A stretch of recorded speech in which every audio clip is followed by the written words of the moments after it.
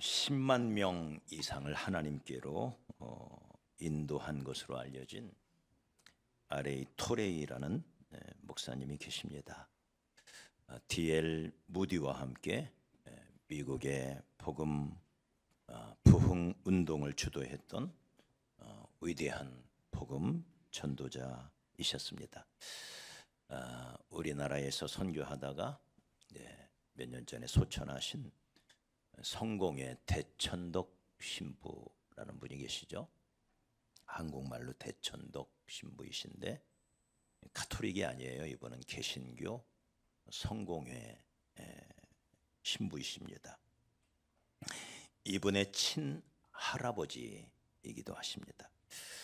이분이 써놓은 글을 보았는데 우리가 왜 전도해야 하는가, 세 가지로 정리를 해놨더라고요. 첫째는 전도는 하나님이 명령하신 것이기 때문이다. 우리의 왕, 우리의 주, 우리는 그분의 종이요, 그분의 통치를 받는 그분의 백성입니다. 맞습니까? 우리의 왕, 우리의 주께서 우리에게 명하신 주의 명령이기 때문에 우리는 전도를 하는 것입니다. 마태복음 28장 18절로 19절에 예수께서 나와 일러 가라사대 하늘과 땅의 모든 권세를 내게 주셨으니 그러므로 너희는 가서 모든 족속으로 제자를 삼아 아버지와 아들과 성령의 이름으로 세례를 베풀고 내가 너희에게 분부한 모든 것을 가르쳐 지키게 하라 라고 명령하셨습니다. 이 명령은 동시에 주께서 우리에게 남기신 유언이기도 하죠. 마지막 제자들에게 유언처럼 남겨주신 말씀, 명령으로 주신 유언. 그래서 우리는 전도하는 것입니다. 두 번째, 왜 전도해야 되느냐? 전도를 통해서 하나님을 체험할 수 있기 때문이다. 많은 사람들이 하나님을 체험하고 싶어 합니다. 눈으로 보고 싶고 손으로 만져보고 싶고, 그래서 살아계신 하나님의 그 능력과 하나님의 함께 하심을, 하나님의 임재를 경험하고 싶어 하는 것은 우리 모두의 바람일 것입니다. 근데 어떻게 체험할 수 있느냐? 그분은 영이기 때문에 우리의 눈으로 볼 수가 없어요. 영이기 때문에 손으로 만져볼 수도 없어요. 어떻게 체험할 수 있느냐? 마태복음 28장 18절 19절 이어서 20절에는 이런 말씀이 나옵니다. 내가 세상 끝날까지 너희와 전도자와 전도하는 현장에, 그 말이에요, 전도하는 현장에 항상 함께 있으리라. 할렐루야. 전도하는 그 현장에서 우리는 하나님의 임재를 경험하고 하나님의 기적을 경험하고 하나님이 우리와 함께 하시는 임마누엘이신 것을 우리는 생생하게 체험할 수가 있는 것입니다. 세 번째, 왜 우리는 전도하느냐? 우리가 따르는, 우리가 영원히 본받아야 할 우리의 스승. 그래서 우리는 제자지요. 그분의 제자. 그분께 배우기를 원하고, 그래서 그분처럼 살기를 원하고, 그분처럼 행하기를 원하고. 맞습니까? 그래서 그분을 스승으로, 그분을 주로 모신, 그게 우리 그리스도인이에요. 그게. 그래서 예수를 따르는 예수의 제자. 그러면 예수의 본업과 예수의 삶의 목적이 무엇이었나요? 그게 전도였다는 거예요. 그렇기 때문에 그분의 제자이기 때문에 그분이 하신 일을 당연히 본받아야 하는 삶, 이게 전도자의 삶이라는 것입니다. 우리 주님은 이 땅에 오셔서 많은 일을 하셨습니다. 우리처럼 식사도 하셨고, 때로는 우리처럼 피곤하여 잠도 주무셨고, 그리고 제자들을 가르치기도 하셨고, 병든 사람들을 만나면 치료해 주기도 하셨고, 왜? 육신의 건강도 중요하니까. 슬픈 자를 방문하여 위로도 해 주셨고, 왜? 우리 삶에는 위로와 격려도 필요해요. 그러나 그건 모두, 그 모든 일을 행하셨던 한 가지 목적이 있어요. 그건 바로 잃어버린 자를 찾아 구원하는 것이었습니다. 할렐루야. 마치 병원에 가면 거기도 식당이 있고 거기도 쉼터가 있고 거기서 밥도 먹고 거기서 음료수도 마시고 거기서 교제도 하지만, 그러나 병원의 근본 목적은 뭐예요? 뭐예요? 치료하는 거잖아. 교회도 그와 같다는 거예요. 우리가 교제하고 우리가 서로 섬기고 손에 손잡고 하나 되어서, 그러나 근본 목적을 우리는 놓치지 말아야 됩니다. 뭐예요? 영혼 구령이에요. 영혼 구령. 치료하지 않는 병원은 더 이상 병원이 아닙니다. 가르침이 없는 학교는 더 이상 학교가 아닙니다. 영혼의 관심과 그리고 그 영혼을 찾아 구원해 내려고 하는 이 뜨거운 열망이 없는 교회라면 더 이상 교회가 아닙니다. 다른 것이 아무리 좋아도 그것은 교회가 아닙니다.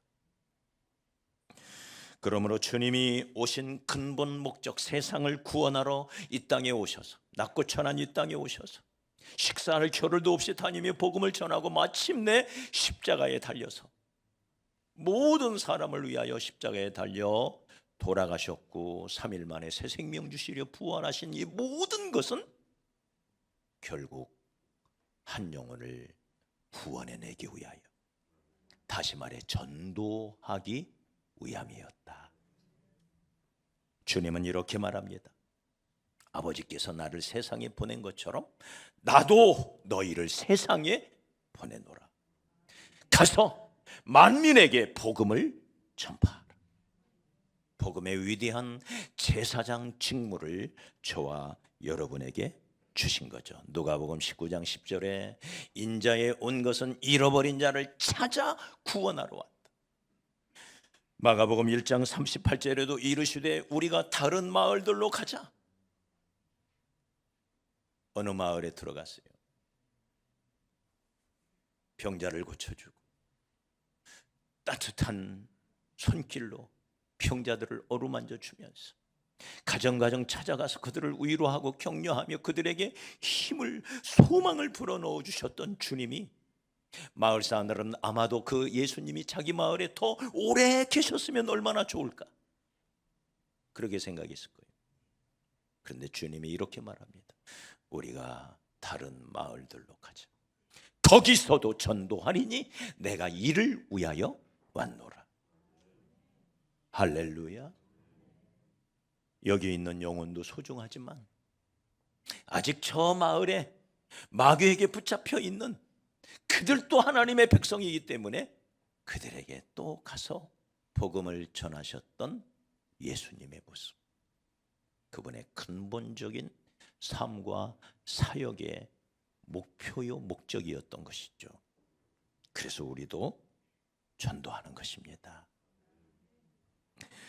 오늘 시편 기자는 전도가 무엇인지를 세 가지로 가르쳐 주십니다. 전도가 무엇인가? 우리가 6절을 거꾸로 6절부터 보십시다. 거꾸로 6절부터 6절 다시 한번 읽어요. 시작. 울며 씨를 뿌리러 나가는 자는 반드시 기쁨으로 그 곡식단을 가지고 돌아오리로다. 자, 씨를 뿌렸는데 무엇을 거둬요? 단을 거둬요. 눈에 보이지도 않는 작은 씨를 뿌렸는데 거둘 때 보니까 다발로 풍성하게 거두더라. 이게 전도라는 거예요. 따라합시다. 전도는 내 인생 최고의 투자다. 이 전도라는 거예요. 내 인생 최고의 투자. 여러분, 투자하면 생각나는 분이 누구죠? 빌 게이츠에 이어 세계 두 번째 부자. 누구예요? 워런 버핏. 오직 투자만 가지고, 그분은 어떤 생산적인 일을 한 게 아니에요. 땅을 파고 곡식을 심거나, 네? 공장에 가서 무슨 일을 해서 뭘 만든 것이 아니에요. 그는 오로지 투자를 통해서 한화로 44조 원을 벌어들였어요. 네. 그리고는 그 중에 37조 원, 자기가 번 85%를 자선단체에 기부를 합니다. 투자를 통해서. 여러분, 그러나 워런 버핏보다도 훨씬 더 위대한 투자가 있습니다. 그리고 훨씬 더 수확률이 높은 그야말로 대박 투자가 있습니다. 대박 투자. 뭘까요? 그게 전도라는 거예요. 어떻게 보면 인생은 투자하는 거죠. 인생은 어려서 태어나 열심히 공부하는 것도 미래를 위한 투자입니다. 열심히 돈 벌어 저축하는 것도 사실은 투자예요. 사업도 투자입니다. 거기에 재물을 쏟아부어야 되고, 내 시간을 쏟아부어야 되고, 내 열과 정성을 쏟아부어야 됩니다. 투자입니다. 투자.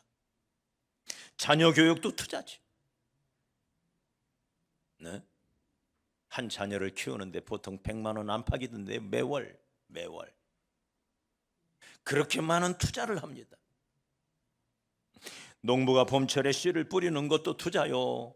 식목일에 산에 올라가 나무 한 그루를 심는 것도 투자요. 대박의 꿈을 꾸면서 복권 하나를 사서 긁는 것도 투자요.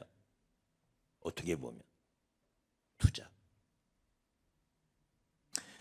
어떤 형태로든 투자하면서 사는 것이 인생의 모습입니다. 그러나 사랑하는 여러분, 우리의 미래를 위한, 우리의 인생을 위한, 우리 자신을 위한, 우리 가족을 위한 최선의 최고의 투자는 뭐냐? 바로 전도라는 거예요. 뭐라고 말씀하십니까? 씨를 뿌리러 나가는 자. 무슨 씨? 복음의 씨를 말합니다.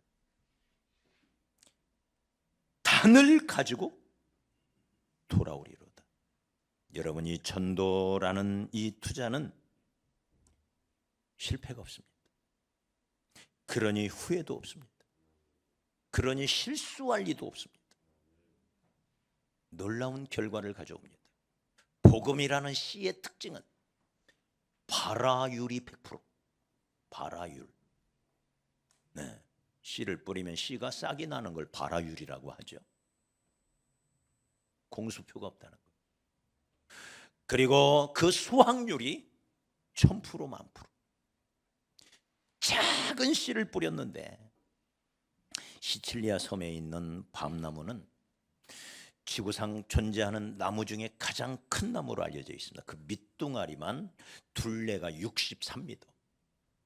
63m. 어마어마한 나무죠. 그런데 그 나무의 씨는 1g에 200분의 1. 1g에 200분의 1. 그러니까 0.02g. 맞나요? 0.1? 0.2인가? 0.02가 맞죠. g으로 따져야 되니까 0.02g. 눈에 보이지도 않아요. 씨가 얼마나 작은지. 근데 그 씨가 심겨졌을 때 63m나 되는 둘레가. 그런데 이보다도 훨씬 더 위대한 투자가 있대요. 그게 바로 복음의 씨를 뿌리는 거예요. 제가 이번에 방비행에 가서 전도를 하는데 그 중에 무려 4명이, 그 마을은 교회가 없어요. 예배처가 없어요. 근데 무려 4명이 저는 크리스천입니다. 제 안에 예수가 있습니다. 이 놀라운 고백을 들은 거예요. 제가 그 마을에 갔을 때 거기 사역자, 같이 갔던 사역자에게 왜 이 마을에, 이렇게 큰 마을인데 교회가 없느냐, 예배처가 없냐 그랬더니 이장이, 나이반이라고 하는 그 이장이, 이제 공산주의 국가이기 때문에 나이반이 갖는 파워는 대단합니다. 그 마을에 절대적인 파워를 가지고 있습니다. 이 나이반이 허락을 안 해줘서, 허락을 안 해서 교회를 세울 수가 없습니다. 그런데 제가 만난 사람 중에 4사람이 크리스천이라는 거예요. 그 예배는 드리느냐? 예배는 못 드립니다. 그렇지만 내 안에 예수님이 계십니다. 할렐루야. 근데 더 놀라운 사실은 그 4명 중에 한 사람이 우리는 예배를 드립니다. 내가 아는 한 가정과 매주 주일이면 모여서 예배를 드립니다. 누가 인도하냐? 내가 인도합니다. 이 동네는 목사가 사역자가 없기 때문에 내가 인도합니다. 내가. 어떻게 인도하느냐? 성경책 한번 읽고 같이 찬양 부르고 기도한대요. 매주. 할렐루야. 복음의 씨는 실패가 없습니다. 반드시 거두는 것입니다. 거둘 때 어떻게 거두느냐?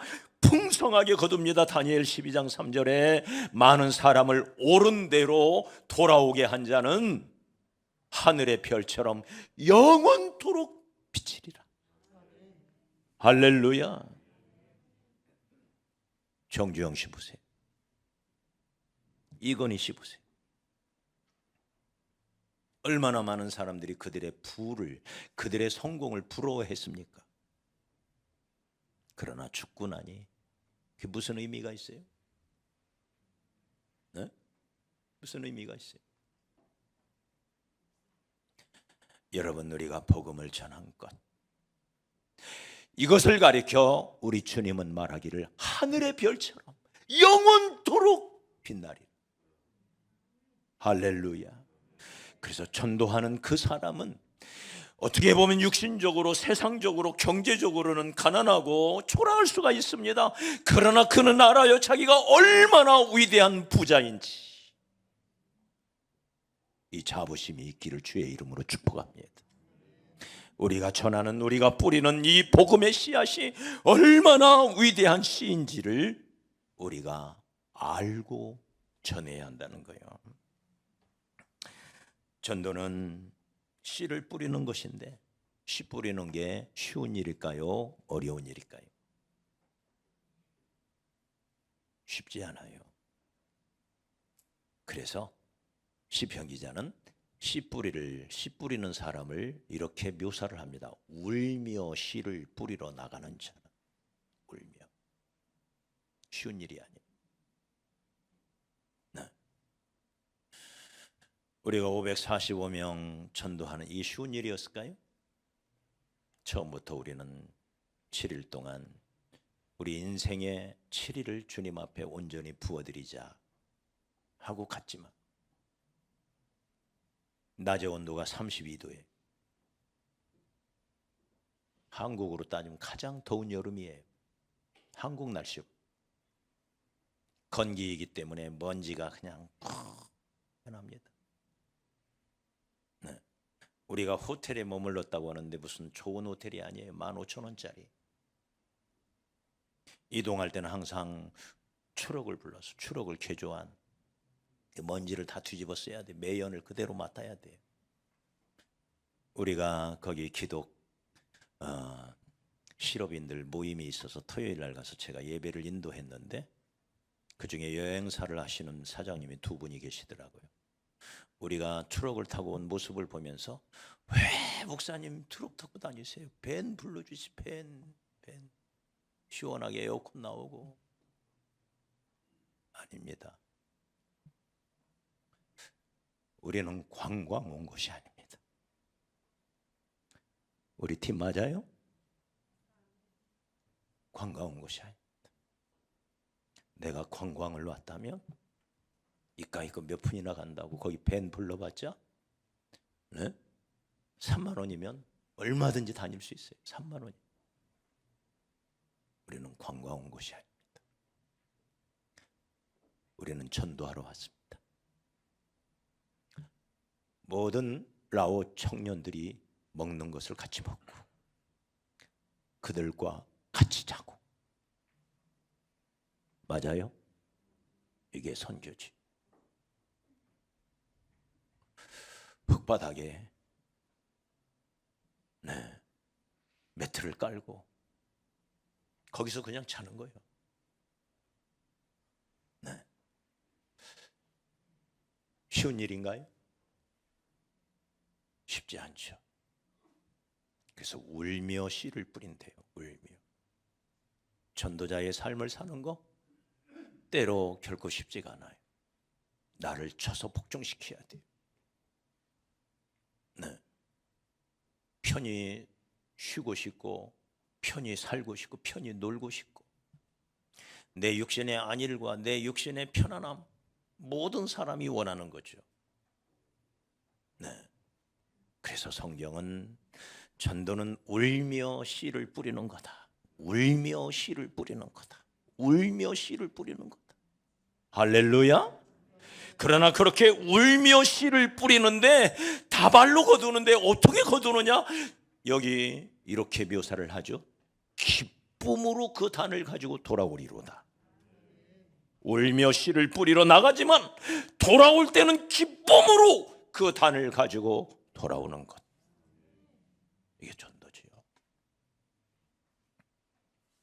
우리 한국 사람들은 너무 성급하게 모든 결과를 기대하는 습성이 있습니다. 무엇이든지 빨리빨리 이루어지기를 바라고 해치우기를 원해요. 그러나 복음의 씨는 꼭 그러지 않을 수가 있습니다. 우리가 먹는 쌀 한 톨을 얻기 위해서도 쌀 밑자 쓰잖아요. 8, 10자 위에 8팔 밑에 8팔 8, 18 쌀미죠.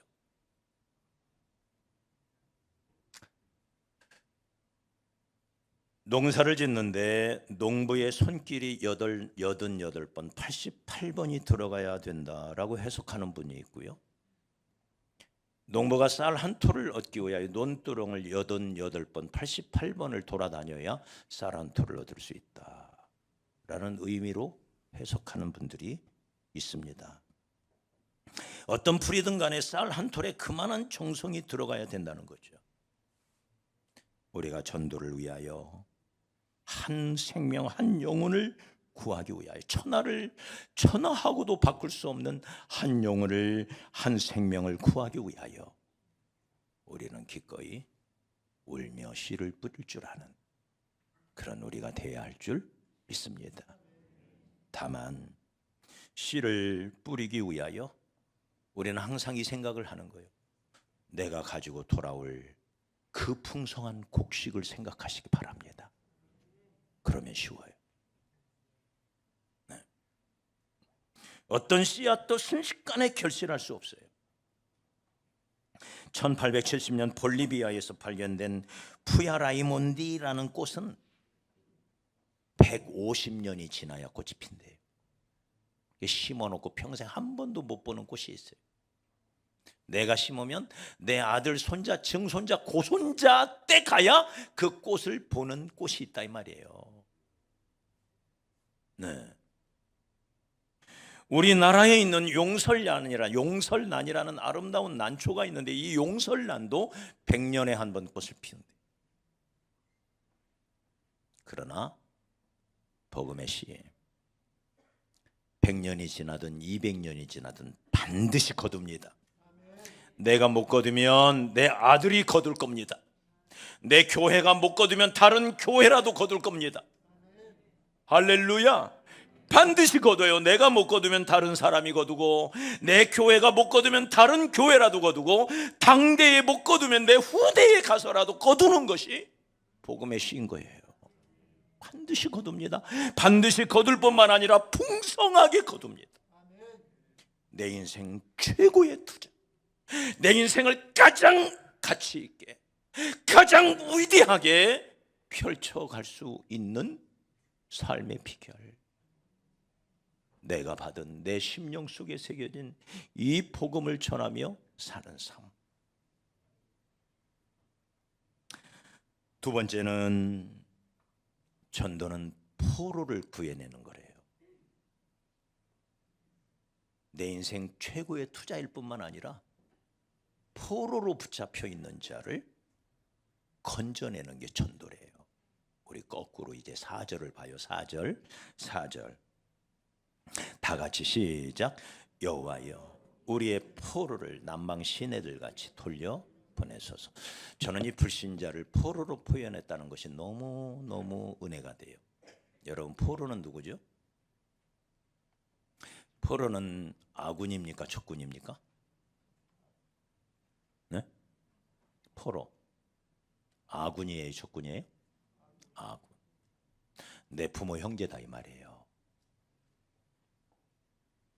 그래서 예수님은 이 세상의 모든 사람은 다 하나님의 양이다. 하나님의 양. 다 하나님의 양이에요. 마귀에게 붙잡혀 있다고 마귀 새끼가 아니에요. 지금 마귀에게 붙잡혀 있는 길 잃은 양이에요. 네? 길 잃은 양. 네? 그래서 우리 안에 있는 양이 있고 우리 밖에 있는 양이 있을 뿐이에요. 할렐루야. 집 나간 탕자는 내 자녀가 아닙니까? 집 나갔지만 그도 내 자식이기 때문에 아버지는 집 나간 탕자를 기다리고 있는 거예요. 이 세상의 모든 사람은 하나님의 아들인데 집 안에 있느냐 집 밖에 나간 탕자냐 둘 중에 하나인 거예요. 할렐루야. 아직 예수를 몰라요. 그래서 집 나가서 지금 고생하면서 마귀에게 포로로 지금 붙잡혀 있는 그들을 건져내는 것이 전도라는 거예요. 네. 예수님도 누가복음 4장 18절 19절에 주의 성령이 내게 임하셨으니 이는 가난한 자에게 복음을 전하게 하시려고 내게 기름을 부으시고 나를 보내사 포로된 자에게 자유를 눈먼 자에게 다시 보게 함을 전파하며 눌린 자를 자유롭게 하며 포로된 자에게 자유를. 누구에게 붙잡혀 있어요? 자비와 긍휼이라고 하는 건 눈꼽만치도 없는 마귀에게 지금 붙잡혀 있는 거예요. 그들에게 찾아가서 포로를 그냥 놔주나요? 힘들게 포로를 붙잡았으면 어떻게 해요? 그냥 놔주지 않아요. 포로 석방금을 내야 내줍니다. 전도는 뭐냐?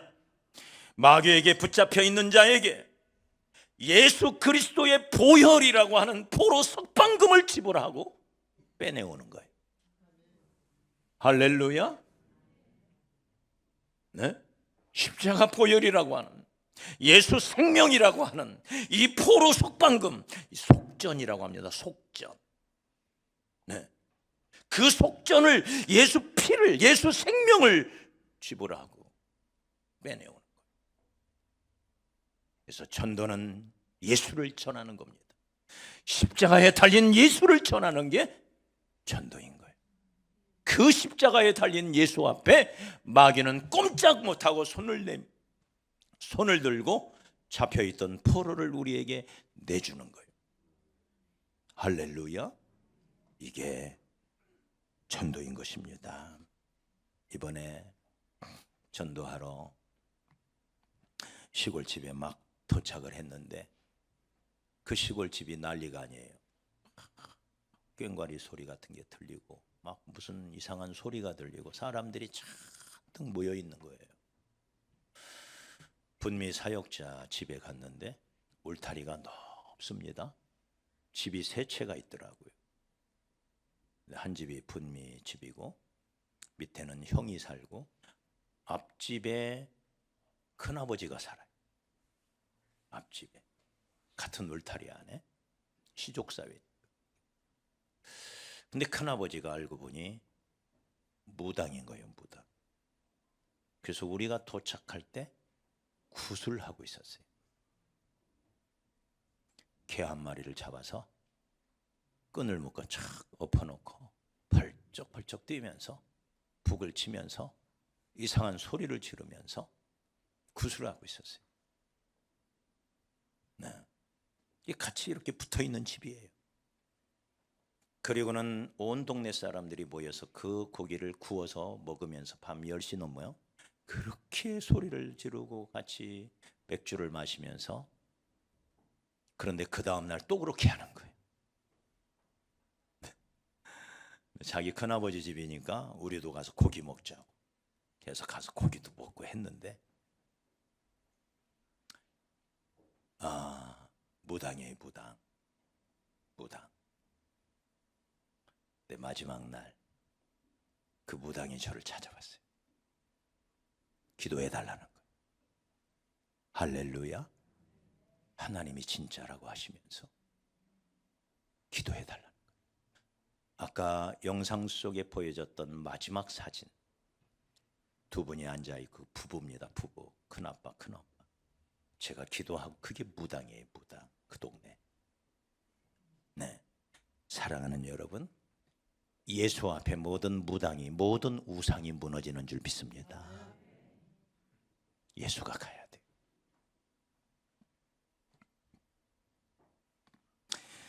자, 전도가 이렇게 어려운 일만일까? 아닙니다. 오늘 본문은 그 울음, 그 흘리는 피땀, 그것을 압도하는 단어들이 나옵니다. 이 모든 어려움을, 이 모든 수고와 이 모든 헌신, 힘들어 보이는 이 모든 상황을 압도하는 한 단어가 나와요. 뭘까요? 뭘까요? 자, 우리 다시 이제 1절로 가요. 1절. 자, 시작. 여호와께서 시온의 포로를 돌려보내실 때 우리는 어떻게 해요? 꿈꾸는 것 같았다. 얼마나 감격스러운지.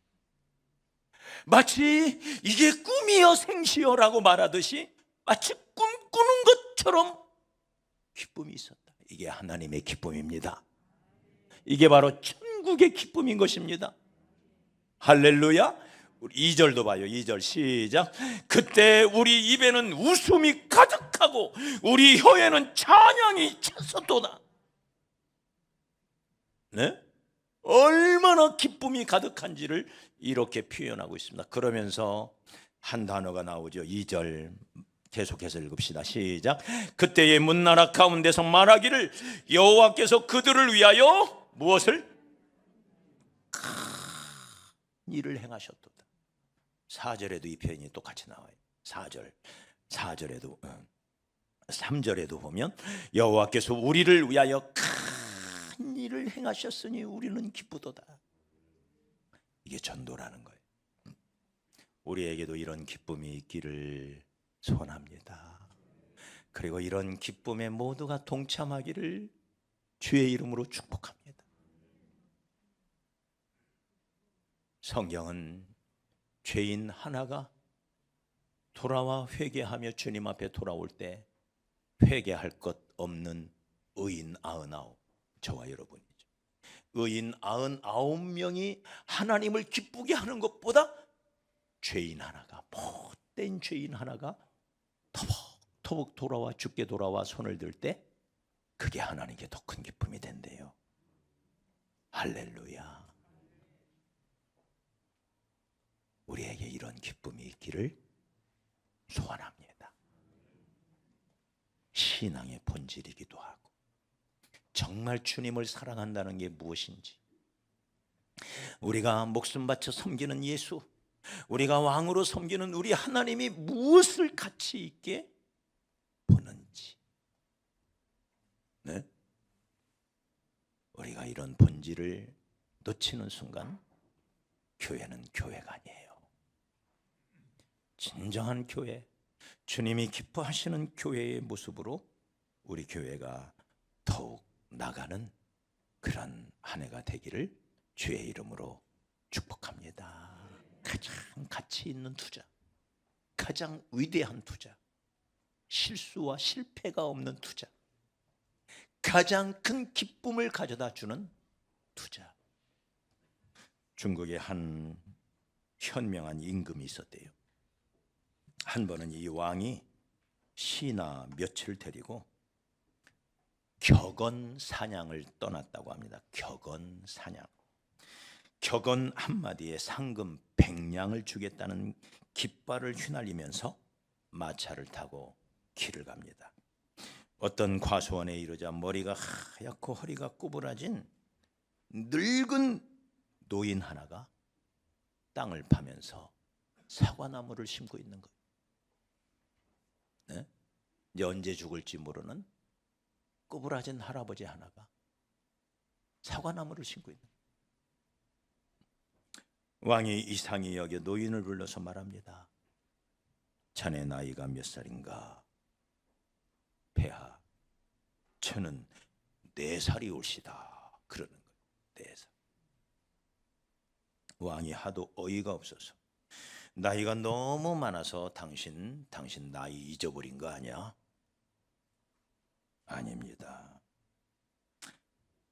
저는 의미 없이 살았다면 제가 100년을 살고 500년을 살았는들 무슨 의미가 있겠습니까? 제가 의미 있게 산 것은 올해로 꼭 5년째이니 제 나이가 4살인 거 맞습니다. 그러더래요. 그래서 왕이 이게 명담이요 격언이다 해서 100냥을 선물로 주었대요. 그리고는 왕이 노인에게 다시 묻습니다. 그런데 노인, 이 사과나무를 지금 심어서 언제 따먹을 거요? 그러자 이 노인은 대답하기를, 할아버지와 아버지가 심은 것은 내가 따먹고 지금 내가 심는 것은 내 아들 손자가 따먹지요. 이것도 명담이요 격언이라 해서 다시금 돈 100냥을 주었다는 것입니다. 사랑하는 여러분, 우리가 복음을 전하는 게 이와 같습니다. 우리가 살아있는 동안 열심히 예수의 복음 전하면서 살아가는 그런 저와 여러분이 되십시다.